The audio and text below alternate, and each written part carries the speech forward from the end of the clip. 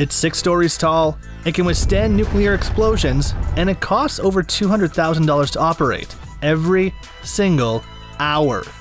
Transporting the President of the United States around the world is no easy task. As the world's most famous and arguably most important plane, it's essential that Air Force One is expertly fitted with unhackable security, ultimate luxury, and top-of-the-line missile defense systems. And mark our words, it is. Taking into account all of the fascinating high-end military features, it's no wonder the media has dubbed it the Flying White House. Let's take a look inside then, shall we? Seatbelts on. Before we step into the 3-level decked-out cabin and check out the exceptional features scattered throughout the aircraft, let's talk about the aircraft itself. What precisely is Air Force One? Think of that typical Air Force One plane. That enormous, blue and white, attention-grabbing superjet. All you need to do is admire the American flag on the tail, or the giant United States of America lettering to understand its individuality.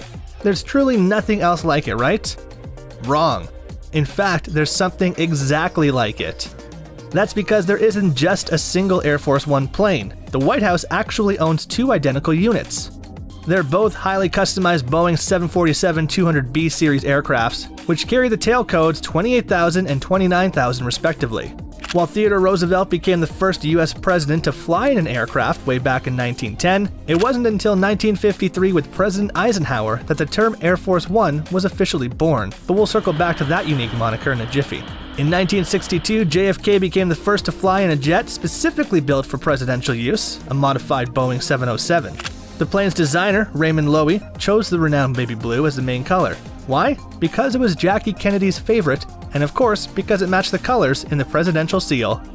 Since then, the illustrious wings have transported everyone from Obama to Nixon, Reagan, Trump, and everyone in between. The current pair of Boeing jumbo jets were inaugurated in 1991, back in the George H.W. Bush era. Fitted with sublime security and comfort features, it should come as no surprise that these planes don't come cheap. Trump reportedly reached an informal deal with Boeing to cap the price for 2 new Air Force Ones at $3.9 billion. Yes, with a B. Boeing even stated that Trump had, quote, negotiated a good deal. However, according to the Defense Department's first formal report, that cost is considerably higher. The Pentagon will need to shell out $5.2 billion for the updated pair. In general, the 2 planes sport the same structure as a regular commercial Boeing 747. They're enormous, as long as a city block, and about 3 times as tall as a giraffe.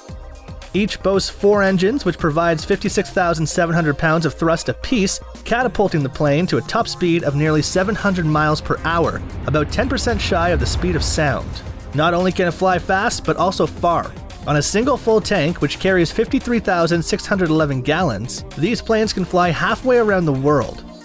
Air Force One also cruises higher than the average airliner, at 45,000 feet instead of 30,000 feet. Contrary to popular assumption, Air Force One doesn't specifically refer to this Boeing or this identical one. In reality, Air Force One isn't technically a plane, it's just a name and a reference point. If the president strapped into an F-22 Raptor, for example, for the duration of his flight, that Raptor jet would be the new Air Force One. Evidently, it doesn't even have to be a transport plane or a luxury Boeing. If he was seated in a B-2 Spirit stealth bomber, then that would be the new Air Force One. Make sense? The name is simply the radio call for any Air Force vehicle holding the president.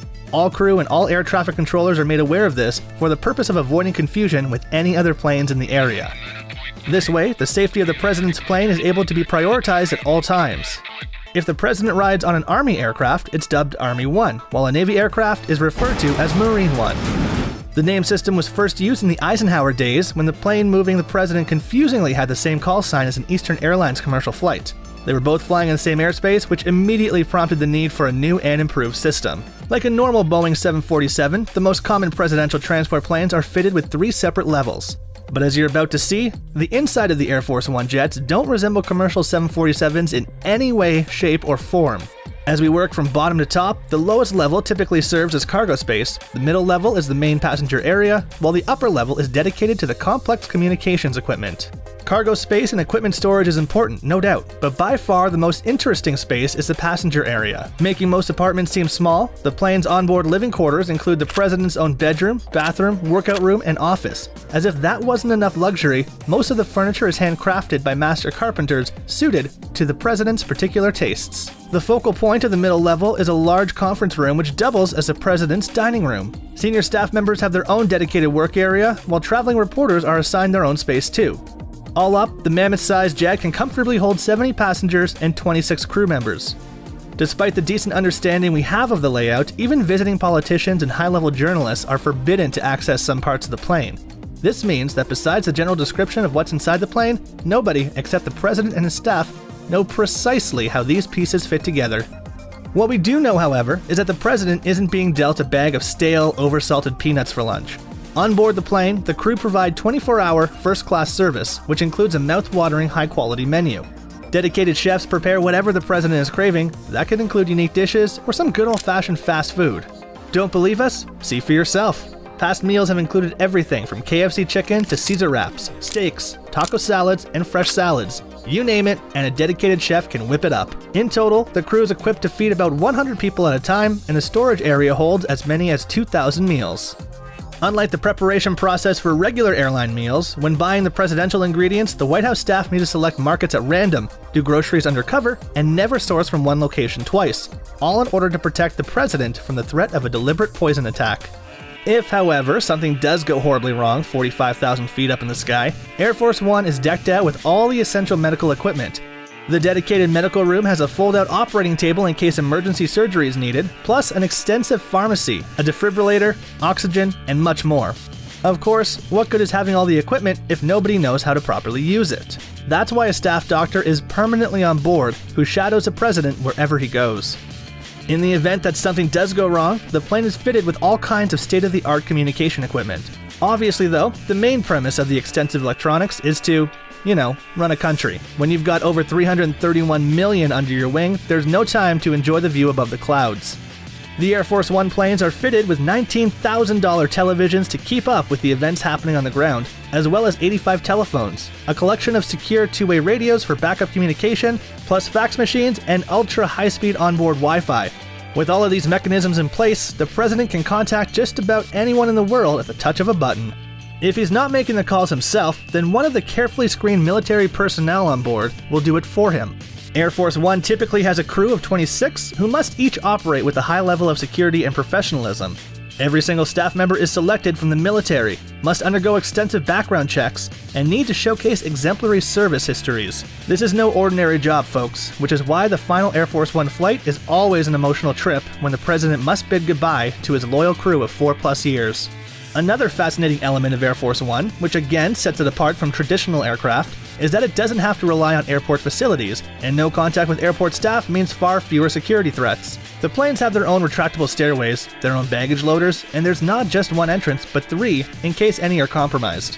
While most planes need to stop every few hours to refuel, thanks to its amazing ability to refuel in midair, the presidential plane technically never has to land.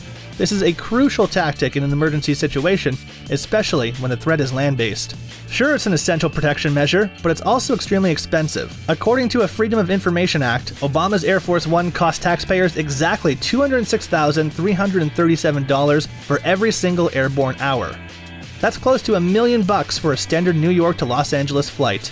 But why such a hefty price tag? First of all, the crew of 26 need to be paid. Then there's the fuel. The 4 engines burn approximately 5 gallons of gas per mile, which brings the estimated fuel cost up to a whopping $80,000 per hour.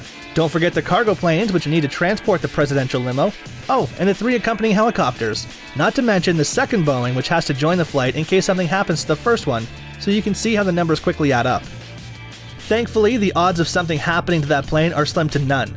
Why? Because it's jam-packed with some of the most advanced avionics and defense systems imaginable. The plane can thwart enemy radars and eject white-hot flares to distract any incoming heat-seeking missiles. If the missiles are infrared-seeking instead, then using IRCM jammers, essentially a special infrared light, those too can be jammed and deflected.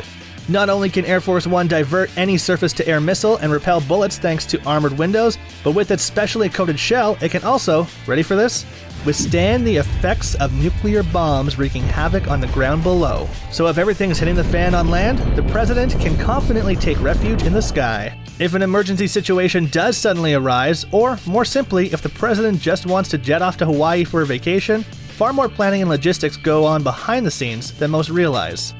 Expert Air Force crews at the Maryland Andrews Air Force Base carefully inspect the plane before any flight. Once the all-clear is given, the Marine One helicopter transports the president from the White House to the Air Force Base, all the while troops are keeping a keen eye out for any unauthorized aircraft or threats. And yes, they're authorized to shoot on sight. Just before the presidential Boeing takes off, a number of cargo planes depart, carrying the president's bulletproof, weapon-loaded motorcade.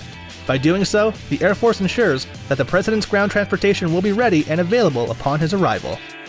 Is 200 grand per hour too expensive to keep this bird up in the air? Let us know your thoughts in the comments. Don't forget to like, subscribe, and have a great day. Catch you next time.